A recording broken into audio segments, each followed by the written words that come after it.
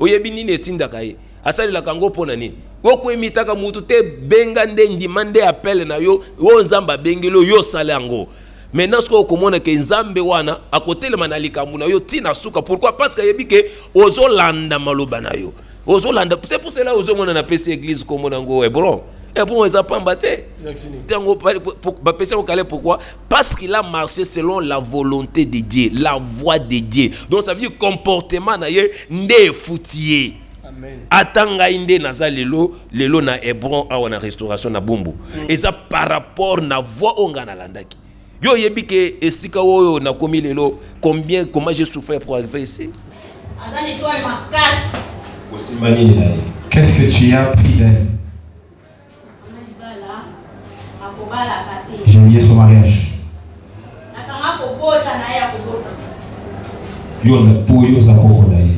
Parce que tu es seulement grand-parent. Vous êtes combien dans son corps?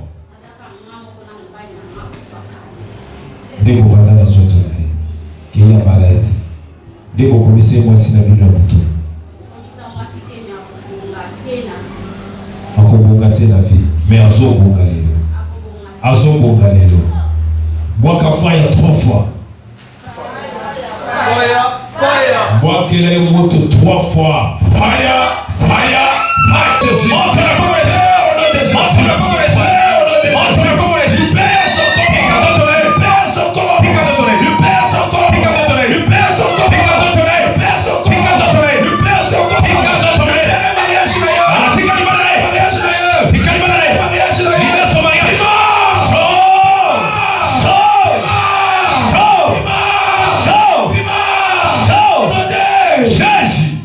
Jésus. Acclame très fort pour Jésus. Acclame très fort pour Jésus.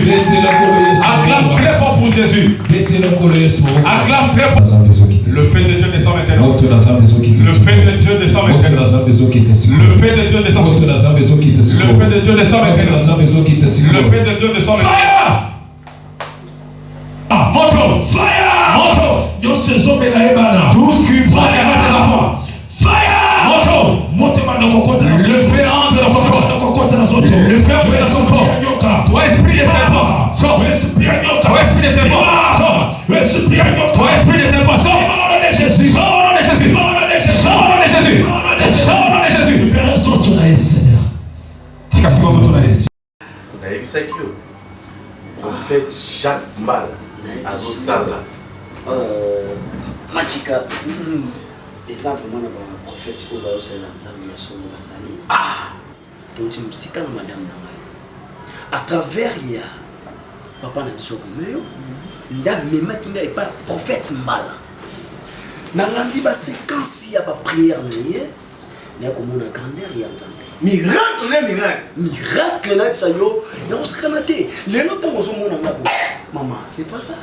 Est-ce que yebi ke dadi ngato ko yoka ke dise za na bumbu azala ina doute ngapona zo miracle peut dise za na ma campagne peut dise za na ipel mais na ke yina moni ba koka kono ya formation miracle koka zo tambula songo lingomo na miracle papa awa miracle c'est papa mabele et le monde ne s'appelle pas prophète azo soko yé. Si tu as un problème, directement au monde. Tu vois la fille. C'est miracle, et puis ce petit contact, on a eu. En soi, on a dit, Babylone, c'est un manteau, va tirer. On est qui n'a pas. Souvenir. Non, Wenza Selemba a venu souvenir. Wenza Selemba a référence. Souvenir de la 133. Voilà. Numéro 133. Ok, Kunolobina Zoluka et Oluka Kutute. Yomo Sangoya, prophète Mbala. Jacques Mbala. En tout cas, prophète en moi, Zosama. Kasi, sur Nathalie, ton azako passé, difficulté, belé. Zamba sali grâce jeté stérile, les longs aïeux n'a commis nazé. Yango, na koye bisala biso tout. Mutu tout. Oyo azoluka miracle, transformation miracle. Babi, prophète Jacques Mbala. Miracle.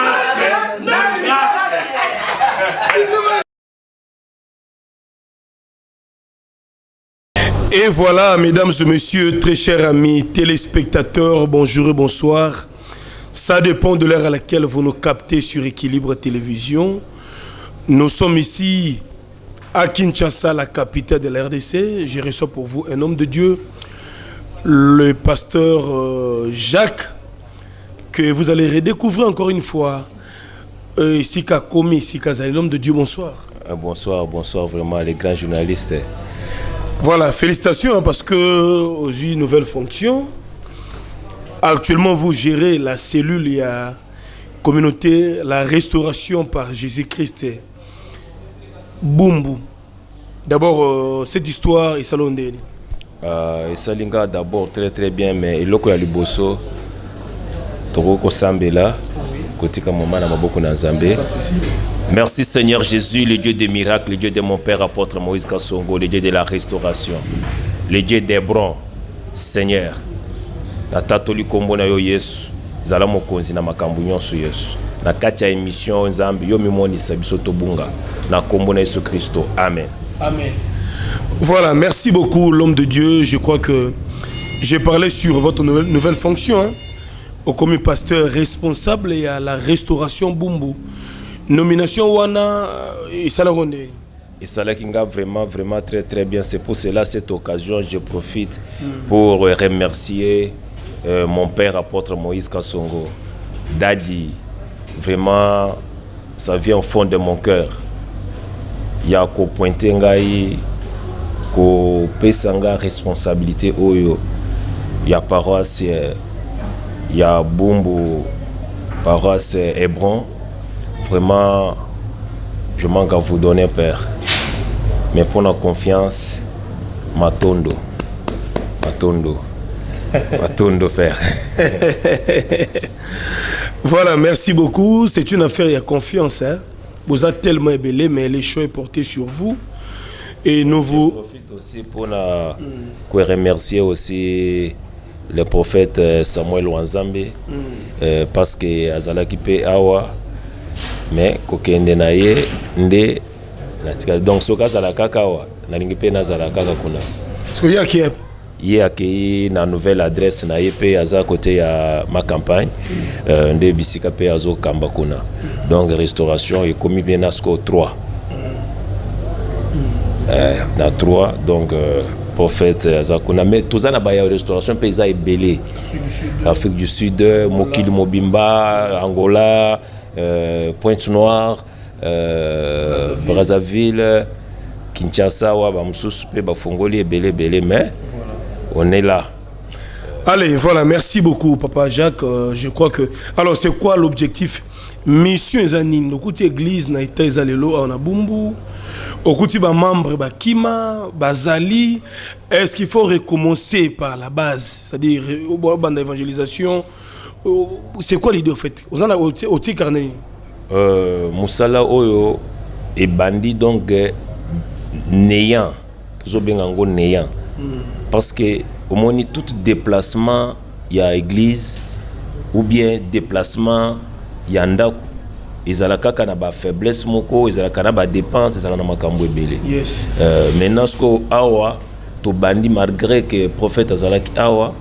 Donc, to bandeli musala nyon soit 0. Parce que yaki to bandeli sous musala 0. Atiro badoté. Bon, batu to koye bandeni. Bon, parce que batu nyon sous presque to bandi na bango lelo, isa batu nga na évangéliser. Omoni bayembi nyon so wana baza bana ndako. Isa te ke o baye pona koyemba te. Donc batu nyon sous bomoni lelo isa bana ya ndako. O bayebi prophète Jacques, o balanda kanga bango nde baye nde omoni bango nyonso nde lelo. Donc lelo ezalaki nanu d'abord kolongola nanu défi parce que eloko ne awo ezalaki déjà église. Je crois on m'a donné ça, c'était le jeudi. Nde bayebisinga ke papa ke non yo kende na Bumbu. Nde to préparer ango mentala kaka pona 2 jours yo moko moni omoni beaucoup de choses qui s'est passé ici. Mais terrain zananu vierge. Les osenga ba makambo ebele, il faut travail pour évangéliser dans le quartier. Église pays à la chic, église pays à la bien, parce que mutuna mutuaza na oya lukaka na église. Mutu mususu akoya kapo bayemba ka bien, mutu mususu akoyaka po prophète alataka bien, ateyaka bien, aprophétisaka bien, adelivraka bien. Mutu mususu akoya na ye kaka pona ba protocole balataka bien. Nde namonaka ba protocole ya église wana de ngape epesinga posa koya. Kaka ndenge bayembaka ngai pe fona yemba. Donc mutu na mutu ayela kaka ndenge amonaka pe exemple lokola mutu mususu lelo. Ayi azali koleka na balabala. Malgré nde amelaki na ye mais akoti ya prière ye pe achepe offrande na ye. Donc akoti bien kwiti. Akoti na kwiti na ye. Omoni akoti azokipe te ti. Omoni ayeti avandi akoti te azui apesi pe nini offrande na ye. Donc vous voyez que Dieu appelle des gens de plusieurs manières. Allez, merci beaucoup pasteur Jacques. On a compris que au côté église bâtiment, mais il faut travailler pour les remplir. En dépit de ça, toujours dans le mois de novembre, il y a une période de Mogobouye. Toujours on a trop de problèmes dans ma vie, la fin de l'année, la mort précoce, la maladie, la réalité spirituelle les a ébélés. Alors, il y a un déco la bisso, le loza ko diriger l'église, on a commune à Bumbu sur l'avenue Souvenir numéro 133. Référence Winza Selembao. Donc c'est juste derrière les marchés Selembao. Oyo Kouti église zawana donc on va travailler le monde entier. Zoatan exhorter ndeko ta biso novembre yango za demi-finale. Finale eza décembre. Mingi bakufi baleki biso na kitoko na mbongo na niveau. Ya tikali malgré ba problème ko biseni. Je vois tes règles sont perturbées maintenant là.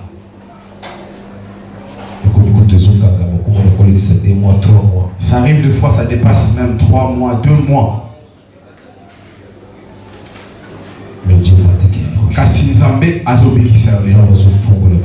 Dieu va aussi libérer.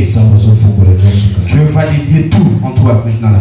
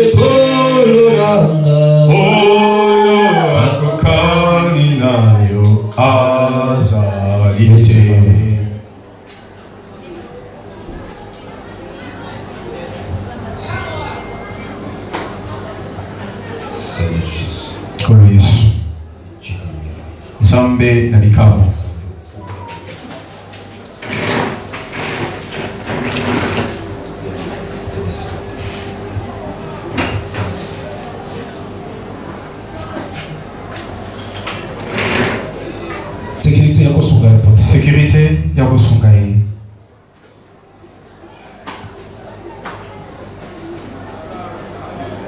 Jésus. Otelebisai. Otelebisai kusimba yako yetu. Fire. Moto. Fire. Moto. Fire. Moto. Fire. Moto. Aïe. Moto. Yoda. Qui es-tu? Yoda. Qui es-tu? Yoda. Qui es-tu? Yoda. Yoda na zoto. Qui es-tu? Coco. Tu fais quoi dans son corps? Je n'aime pas son bonheur. Pourquoi? C'est pas fort, récit. Qu'est-ce que tu as fait?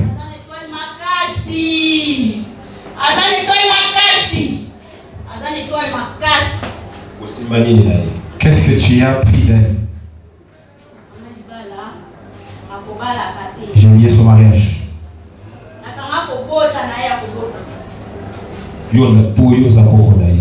Parce que tu es seulement grand-parent. Vous êtes combien dans son corps?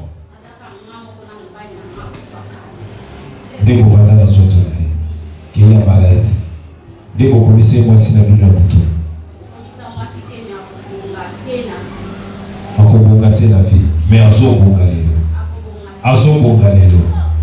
Boaka fire 3 fois. Fire. Boakele moto 3 fois. Fire. Boakele moto 3 fois. Fire. Tika kola wala kobaluka. Esika nyoso ezokoma moto. Et c'est ça quoi le bien le fait pas tout. Les gars sont pas locaux, nous sommes pima katina zoto. Pendant qu'elle tourne nous sommes pas les katina zopima. Tout ce qui était dans ton corps, katina zopima. Tout ce qui était dans ton corps, katina yeba. Tout ce qui était dans ton corps, Jésus. Montre la connaissance. Montre la connaissance. Montre la connaissance. Du Père son corps. Du Père son corps. Du Père son corps. Du Père son corps. Du Père son corps. Du Père son corps. Du Père son corps. Mariage d'ailleurs. Mariage d'ailleurs. Mariage d'ailleurs.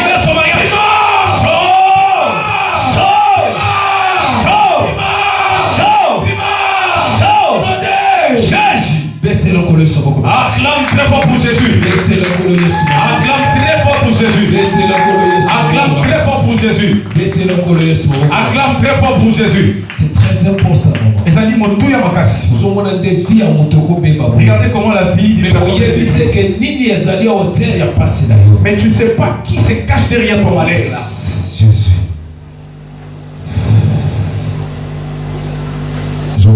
Pour continuer cette Papa, rentre. Je vais continuer ton service à la fin. Tu as amené les choses que je t'avais demandé. Très bien. Que c'est là. Donnez aussi à la sœur Lola.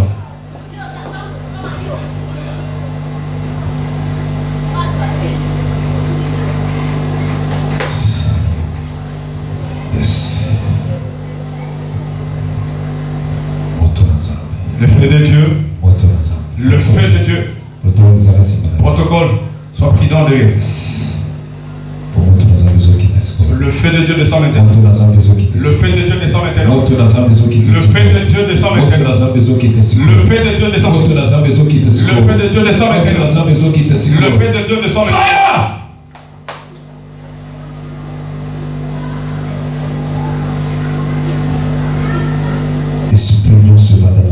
Tout esprit qui habite dans ce corps et qui liait son mariage, qui bloquait aussi pour qu'il n'amène pas les enfants au monde, libère maintenant. Libère maintenant. Libère maintenant. Libère maintenant son corps. Libère maintenant son corps. Libère maintenant son corps. Libère maintenant son corps. Libère maintenant son corps.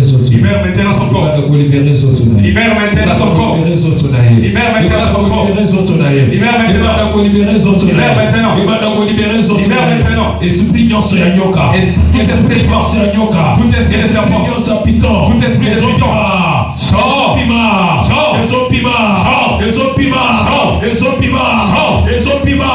Esprit nyonso ya nyoka. Esprit de serpent qui habite dans son ventre. Qui habite dans son ventre. Moto. Moto. Nyonso ezombe na ebana. Tout ce qui prend ses enfants. Moto. Le feu entre dans son corps. Le feu entre dans son corps. Toi esprit de serpent. Sors. Toi esprit de serpent. Sors. Toi esprit de serpent. Sors. Jésus. Sors au nom de Jésus. Sors au nom de Jésus. Sors au nom de Jésus. Sois libre. Au nom de Jésus. Na kombo na Yesu. Au nom de Jésus. Na kombo na Yesu. Au nom de Jésus. Na kombo na Yesu. Au nom de Jésus. Na kombo na Yesu. Au nom de Jésus. Nous acclamons très fort pour Jésus. Nous acclamons pour Dieu. Nous acclamons pour Jésus très fort. Aujourd'hui c'est vraiment eza kutu invitation nazopesa mokili mobimba yo moto ozolandanga église yango oyo makambo nyonso eza déjà ndako ezali mais ndenge Bible ezoloba ke ba ouvrier baza muke. Donc il en a besoin déjà d'évangéliser partout. Yo mutozo landanga invité ndeko na yo mutoza na Europe, oza na États-Unis, oza partout. Tinda ba mususu bayaki lelo bauti ba poto bayaki awa. Donc ça veut dire que ata oza kuna okoyaka okotinda pe famille na yo okoyaka. Donc eza musala na Nzambe évangéliser partout parce que toza na posa ko bikisa batu. Vous comprenez que au moment tozo vivre eza moment ya pasi. Eza moment moko ya turbulence. Il faut que bokeba mingi parce que esprit de mort est élemi. Il y aura des morts subites. Il y a beaucoup de choses au diable à préparer parce que c'est un temps où tozo kende na ba sacrifice. Diable a changé ce qu'on maintenant le lenge. Au lieu zela na décembre, mais ce qu'on a bandu ko attaquer depuis octobre. Ils ont ba accident, ils ont salé ba makambo milene, ils ont salé ba mort subite. Donc il y a beaucoup de choses qui se passent. Donc c'est pour cela il faut qu'on se prépare et puis qu'on prépare année tozo kota et qu'on a les sengo mingi pona yo parce que oyebite que année tozo kende zandenge nini. Il faut qu'on prépare toutes choses. C'est pour cela que nous avons un commencement. Nzambe avant que la moutozo le baké cette fois-ci créons l'homme selon notre image. Pourquoi zo banda d'abord na concevoir? Donc ça veut dire que ce qui année tozo banda d'abord na concevoir. Otali na nous passer bilan na yo. Otali bilan au moni ndenge est-ce qu'il avancé ou avancé te? Ba prophétie, ba message, ba ndoto mona. Est-ce que c'est réalisé ou c'est réalisé te? Mais qu'est-ce qu'il faut faire? Parce qu'il faut avoir toute la persévérance. Diable a la kate, ndoke a la kate. Chaque jour, nous avons créé une stratégie. Ndenge ni nako ko isaye, ndenge ni nako dominer, ndenge ni nako lelisaye. Parce que mission ya diable est pour ko détruire, ko boma, ko voler. Donc c'est ça la mission au diable azanango. Maintenant notre mission est pour ko délivrer bana nzambe et te babi kanabo solo. Parce que diable a puissant ou bien Azan tout puissant, on n'a qu'un seul homme qui est le tout puissant, notre Dieu, le Dieu de la restauration. C'est pour cela, bien aimé dans le Seigneur, voici le moment, on zamba pone libino, on zamba pesibino, on zamba luke libino, a pesibino et sika obogo kozwa lobiko. Ça on appelle, c'est une source de bénédiction. Et ça source moko ya lipamboli, et ça source moko ya délivrance, et ça source moko ya bikamo ebele. Parce que notre communauté, c'est la délivrance. Nous, on est là pour la prière, la délivrance. La prière est kotoka ou kosakanate. Makambo koleka ou donc etikala kosale mate ata mokili mobile banda mokili banda. Et kosale ma ou beaucoup mon miracle na Nzambe. Yo moni makambo ebandi lelo. Kaka premier jour. To bengi batute, to sani to bengi kaka oyebisa donc ko ya prière. Et c'est lui au moninde batu bayaki et puis au moninde Nzamba utiliser nga oyebinde ba prophétie leki ba service leki. Donc tout ça c'est pour faire voir aux gens que on a un Dieu qui est puissant. On a un Dieu qui va délivrer les gens. On a un Dieu qui restaure les vies des gens. Donc c'est pour cela bien aimé dans le Seigneur, adresse ces akaka moko. Tozali kaka awa na avenue Souvenir numéro 133 commune ya Bumbu, référence Wenze ya Selimbao. Donc il y a un numéro nanga is affiché, on a plus 281 plus 243 81 982 0404 plus 243 81 982 0404. C'est pour cela que je remercie aussi l'homme de Dieu, le prophète Patrick Nzaya, celui qui m'a accompagné aujourd'hui. On est avec lui. Donc, tu travaillais à Sunginga Mingi, celui même qui était à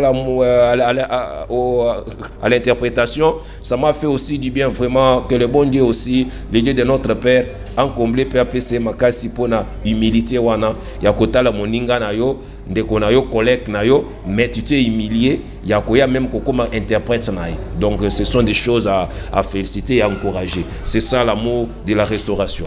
Allez, voilà, merci beaucoup, Papa Jacques. Nous vous encourageons, on vous soutient parce que chaque débit a ses faiblesses, chaque débit a aussi des problèmes, mais dans l'ensemble, tout va bien parce que vous avez déjà habitué à mon andaku, ou interpréter apôtre, vous allez partout dans vos voyages, donc vous avez doué dans la matière. Je crois que il suffit de s'organiser pour évoluer.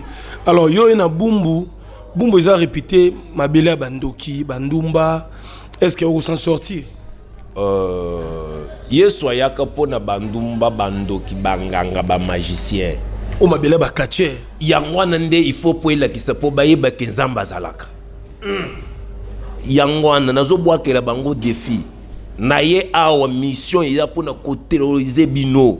Ko détruire misala bino ya Satan, bokanga ba mabota na bino, bokanga bandeko na bino, bokanga ba famille bazo vivre kaka. Donc ba esika botami nde esika zo kole nde esika zo sala makambo nyonso abali aboti kaka wana akufi kaka wana bana batikali pe bakoko batikali kaka wana bakomi ko sente bango bana bazangi ba papa bana bazangi ba mama. Donc kokufa na kokufa vie ya batu bazo ezo évoluer ti bateka ba vie ya batu bateka bomo ya batu nakutana papa moko avandi donc 40 ans aza wapi oh no naza epa na biso oh uza epa na bino oh vous avez pas nabino na jina yo 50 ans 60 ans naza epa na biso yo zaka epa na bino tino lelo babilo ko nyonso anezo sila parce que la restauration vient pour détruire toute force satanique. Donc et bon et na mu pepasika mais bumbo zabe centre bambasu hein bateka ambasu na selemba wa kasi selemba o kasi yangwana omonite biso toza kutuna marché toza na wenzeti po ete bamona sko ke munene naza bakoya awa bakobika loboko naza bakomona maya fire bakozwa huile ya fire bakozwa feu ya prière moto akosakana te. Donc awa tozali bien préparé toyebi ke terrain o eza miné mais tokolakisa bango munene na nzambe ndenge Eli alakisaki ba prophète ya Baal na ba prophète asfate denge biso pe toye kolakisa bango na ba magie na kindoki na bondoki na bango wana ke nzambe nde mokonzi na nyonso. Donc c'est pour cela beau profiter na moment oyo ete église na bino yango oyo tika yaka esika o lobiko na yo ezali tika yaka esika oyo nzambe komimonisa na vie na yo. Allez to esika nzambe akomimonisa na vie. Les messages bien passés. Mais dans la génération où le pasteur est belé, tout baki en une émission précédente, bah jeune serviteur bazo kufa est belé. Moi allé à la mukita kufi accident kufi, bah pasteur ba kufa tina ba poison na ba mbasu. En réalité on ozomona ngondeni nzamba pesi ba pasteur mu Congo azo frapper bino ou bien ils ont dépendre de la marche à chaque personne. Donc nzambe ayaka te po boma. Très bien. Mais nzamba pesa kande bomo. Amen. Muto aboma kezande Satan. Satan. Parce que nzambe apambolaka. Nzamba modilaka te. Mais ce que monique muto akumi na ajo ye nzamba pesa kite parce que la Bible est claire. Azolo bakeno mutu ngai nzambe na lingi ke mutu na mokili.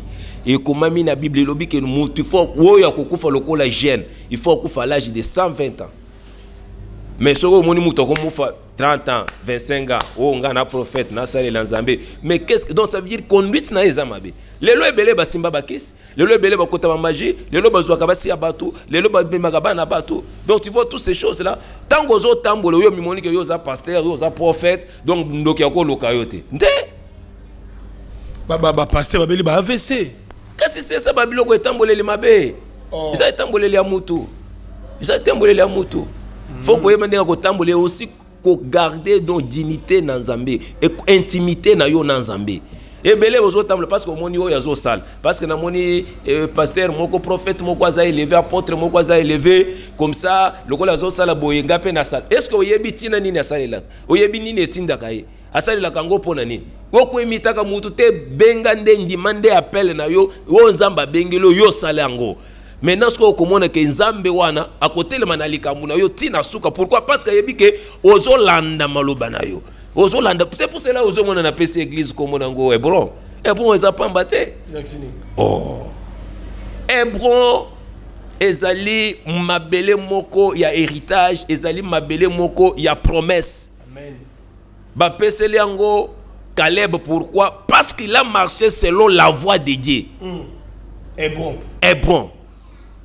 Parce que Caleb, pourquoi? Parce qu'il a marché selon la volonté de Dieu, la voie de Dieu. Donc ça veut dire comportement na ye nde foutier. Amen. Atanga inde naza lelo na Hébron awa na restauration na bombo. Et ça par rapport na voie onga na landaki. Yo yebi ke esika oyo na komi lelo comment j'ai souffert pour arriver ici. Oui yebi. Na yebi na maliki na maitape belé. Na leki na makambo belé mais na abandonna ki Nzambe te. C'était toujours la promesse, nazali kozela toujours promesse.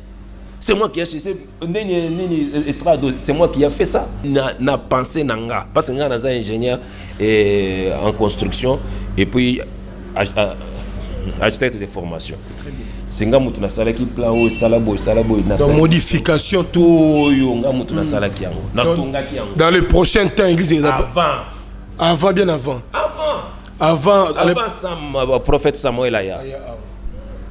C'est moi qui ai cherché cet endroit, c'est moi qui ai fait d'autres ce que tu voyais. Les landa kuna yo. Ezanda kunanga, eza esika nanga. Yes. Eza esika nanga. Mais tellement que mon père alinga kinga mingi, nangonde ayibisenga no zelana no a travaillé au monde boulot. Mais c'était l'école. C'est pour cela na mingi papa nanga apôtre Moïse Kasongo Makasi. Aujourd'hui, j'ai compris que non alekisinga na ba formation moko, c'est pour cela to bagala restauration eza école. Père asali musala moko oh donc tango asala kiango esala kinga pasi na motema mais natika kité mais soki ezala ki ba faux prophète ou ba prophète na bino mona bazo mais olomoni ake asali église na ye ake atonge asali rébellion akomi otenga pe na komi boy lokola ba botoli ngai lokola ba pesi ngai te mais moi j'étais toujours na makolo patience. Pourquoi? Parce que je savais la promesse. C'est bon, Caleb a rappelé Josué pour ne koyebisa que non, kanisa promesse ba pesa kinga. Na misu na yo e pa Moïse e pa na Nzambe. Alobaki ke bisiko konyate ko pesa melayo. Lelo toza na Hébron. Amen. Héritage na nga yango yo. Amen. So zolingo kabela nga o pesa nga wa pesa nga héritage na nga. Amen. Pesa nga héritage na nga. Pesa nga Hébron, pesa nga Hébron. C'est ça, c'est pour cela cette église. Et ça église il y a promesse. Et ça église il y a bénédiction. Et ça église il y a accomplissement. Nazo ebisa mutunyos ataba pesa yo ndoto ya keno yo ko pambola mokosa nano mone salemate zala na confiance yaka na Hébron okomona loboko na Nzambe. Là c'est l'église de l'accomplissement. Awa makambo ezo salema eza accomplissement. O nyoso baloba pona yo malamu ekokokisama. Makolo na yo soke nyatika kao. Ata na musika obengi Hébron ezo landa yo. Allez, merci beaucoup l'homme de Dieu. Je vous laisse un minimum de temps au prier na bandeko ba talabiso bato bazana ba problème ba loi famille ba réclamation ezana mutu mususu de janvier kino lelo abuni mais azomona réseau simbate ezo simbate ko lobanini. OK. Na ye pona sambela na bana na Nzambe nyonso. Na bana na Nzambe nyonso bazolandanga ete izatan na yo. Amen. To yebike nyonso elekaka mais loba na Nzambe tika la seko na seko. Mais oye na mokilo pona kotika mutu te. Oye na mokilo po yo okoma ko contempler baninga te. Mais oye na mokilo yo po ete yo pe ozala mutu. Lobi efuta yo. Lobi efongola yo. Lobi osala pe makambo minene. Lobi okende pe liboso. Lobi pe obala, lobi pe obota. Lobi pe osala na yo foyer, lobi pe osomba lopango, lobi pe o voyager, lobi pe osala makambo minene. C'est pour cela bien-aimé dans le Seigneur. Nazo sambela na ba onyoso bazana ba cas difficile. Nazo sambela na ba onyoso bazana ba problème difficile. Nazo sambela nyonso yo yebi problème na yo, bisika nyonso zo landanga, nazo sambela na yo, tozo belela le roi des rois, tozo belela Nzambe mokonzi, Nzambo akataka makambo ya bato, akitakata likambo na yo, apesa solution na problème na yo, to sambeli na kombo Yesu Kristo. Oh l'Éternel Dieu, le Dieu des miracles, le Dieu de la restauration, le Dieu de mon père apôtre Moïse Kasongo, le Dieu des bronzes, Seigneur Jésus papa. Na beleli kombo na yo Yesu Nzambalola esika nyonso mwana na yo zokamanga esika nyonso mwana na yo zoyokanga esika mwana na yo sozwita ya kolanda émission o Yawe Nzambalola kotali kambu na ye yo yebi pose ya motema na ye Seigneur, c'est toi qui sondes les cœurs et les reins. Yawe Nzambalola bokozi na bakozi miracle na yo localiser moko na moko ba oyo babota kate ba oyo bana baboti bana ba otitista bazolo bate Yawe Nzambalola bikisa Yawe Nzambalola mokozi na cause baoyo bazana maladie ba perte de sang yawe zambe sala bikamo na yo yawe zamba lola kolo yesu baoyo baza bloqué bazana ba mikanda te yawe zambe pesa bango mikanda baoyo bazoluka stabilité ya vie yesu pesa stabilité Seigneur baoyo bazoluka misala papa yesu pesa bisala kolo yesu baoyo bazoluka lobiko yawe pesa guérison authentique Seigneur quel que soit maladie nyonso bazana ngo quel que soit problème nyonso bazana ngo zab yonde osekusaka yawe kaka dengo osekusaki Lazare asa kufa pendant 4 jours yawe zamba lolo pesa ke bomo yesu zambe ngai pena pona lelo azo telema lokola mosali na yo zab azo telema lokola mosali na yo Seigneur nenge oyebisa ki Josué yoko oyebisa ki Jérémie était prophétise sur ces eaux yawe zambe nazo prophétiser likolo ya bana na yo zambe yo ezanga ki bomo yawe ekota bomo papa ete nazo pesa bomo na banda kunyonso bisika kauka awe zamba lola mokozi na bakozi Bible lobi te tient derrière toute parole de tes serviteurs et pour l'accomplir Seigneur papa accompagne maloba oyo zab le Dieu de mon père le Dieu d'alliance le Dieu de la restauration le Dieu d'apporte Moïse Kasongo ete malobo ezala na nguya ya ko guérir pe ko délivrer pe ko salabika mon Seigneur et pe ko fongo la banzela ba opportunité fongo mela bango ba kambwa minene fongo mela bango ezala ba pasteur ezala ba prophète oyo bazoluka ministère bango fongo me impacter Seigneur Yesu soutenir bango papa par le nom puissant de Jésus-Christ na makambu nyonso yawe zambalola tozo fongo le nyonso baboke nyonso ya ezala pona mboka na biso Congo yawe zambe bundela Congo Seigneur ezala pona ba autorité nyonso za Yesu telema kolo Yesu mokozi yawe telema papa Seigneur ete diable kolo Yesu yeyo atelemi papa azo rugir comme un lion azo lingana dévorer yawe Seigneur Jésus papa telema kolo Yesu tobengi okosi na Yuda tobengi okosi na Yuda zab yonde opasolo ko bebisaka nyonso détruire bisala nyonso bondoka ya bonganga par le nom puissant de Jésus-Christ par le nom puissant de Jésus-Christ que la gloire et la bonté de Dieu soient dans vos vies Seigneur dans vos maisons si vos enfants par le nom puissant de Jésus-Christ le Dieu des miracles le Dieu de la restauration le Dieu des bons au nom de Jésus-Christ amen amen Zambalula pambola bino nyonso gloire ezonge pai na Nzambe numéro nanga ezali plus 243 421 982 0404 que le bon Dieu vous bénisse bisekanyo sozo landanga tinda bande kona yo uzana maladie uzana problème uzana situation binomo tinda ba requête na yo to sambelela yo batu nyonso baza déjà équipe ezo se former 10 jours au jour ba serviteur bazo bakisama ba yemba bazo bakisama makambo ezo salema yo pe nazo profiter esika yango yo ezali profiter pe atakiti na yo ata mwa eloko na yo e contribuer pe na musala na Nzambe Nzamba kozanga te ko pambola yo Nzamba kozanga te ko élever yo musala yango Nzamba ko tuna yo Nzambe ndang mokolo na belaki osalela kinga nini mokolo na lukaki boyo osalela kinga nini oko rappeler na nini na yo ekoloba na église yawe la restauration awa nini ekoloba il faut eloko na yo ganga na féliciter mama moko Nzamba pambola ye oya tinda kimbongo na ye aleli alobike papa sala kaka ne na somba ta bampulu ka pona église Nzamba pambolo mama na remercier pe papa nanga moko aza na Londres papa Nzamba pambola yo pona contribution na yo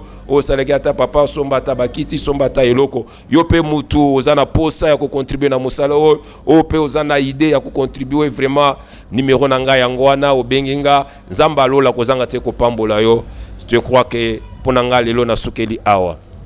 Voilà, merci beaucoup, prophète, l'homme de Dieu. Nous sommes arrivés à la fin. À tous et à toutes, merci. Abonnez-vous, commentez, partagez le lien. On est ensemble pour de vrai. Bye. On a eu ça qui prophète Jacques Mal, Azosala. Machika, et ça vraiment le prophète qui va aussi l'ensemble de son Mazali. Donc tu me cites madame Namaye.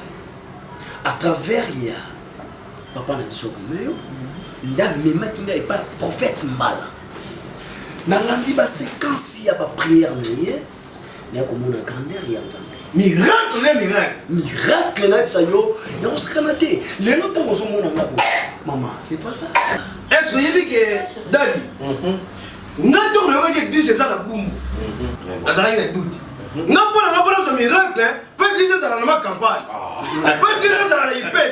Mais na keyi na moni ba koka. Transformation miracle. Koka so tambola. Ce que le moment de miracle. Papa. Ah miracle c'est papa mabélé. Et là on a s'appelé pas prophète. Azo soko yé. Si tu as un problème directement au monde. Tu vois la fille. C'est miracle que. Et puis ça petit contact on a yé. En soi, on a dit, ah, bah, là, c'est un manteau, hein, ah, bah, va tirer, on est qui n'a pas. Bah, ça va où les venir? À venir qui vient venir souvenir. Souvenir. Non, Wenza Selemba. Wenza Selemba, à venir souvenir.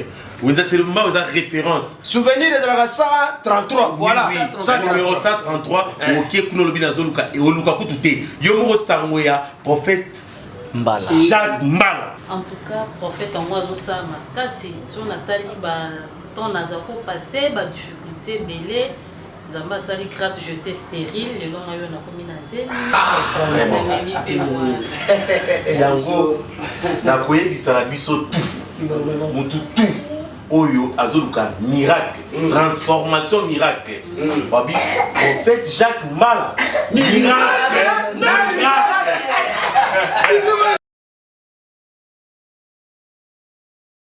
Oyebi nini etindaka ye asalelaka yango mpo na nini okoyemitaka mutu te benga nde ndima nde appele na yo o nzambe abengeli oyo osala yango maintenant soki okomona ke nzambe wana akotelema na likambo na yo ntina suka pourquoi parce que ayebi ke ozolanda maloba na yo ozolanda c'est pour cela ozomona na pesi église komona yango ebron bon eza pamba te ntango bapesi yango kale pourquoi parce qu'il a marché selon la volonté de Dieu la voix de Dieu donc ça veut dire comportement na ye nde efuti ye atanga inde naza lelo na Hebron awa na restauration na Bumbu eza par rapport na voix onga na landaki yo yebi ke esika oyo na komi lelo comment j'ai souffert pour arriver ici. Qu'est-ce que tu as pris d'elle? J'ai lié son mariage.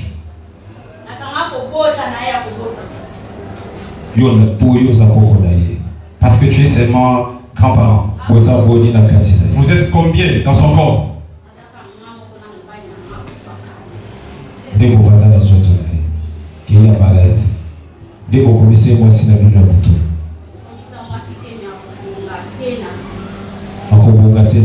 Mais Azobongalelo.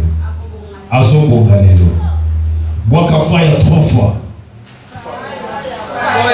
Fire. Boaka la moto 3 fois. Fire.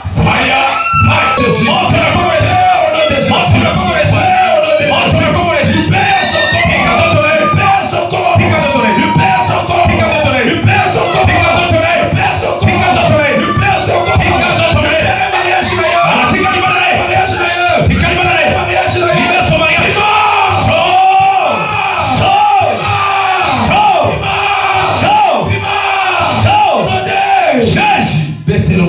Acclame très fort pour Jésus. Acclame très fort pour Jésus. Acclame très fort pour Jésus. Acclame très fort. Le fait de Dieu descend maintenant. Le fait de Dieu descend maintenant. Le fait de Dieu descend maintenant. Le fait de Dieu descend maintenant. Le fait de Dieu descend maintenant. Moto. Moto. Yo saison menaebana. Tout ce qui va à ses enfants. Moto. Le fait entre dans son corps. Le fait entre dans son corps. Toi esprit de serpent. Sors. Toi esprit de serpent. Sors.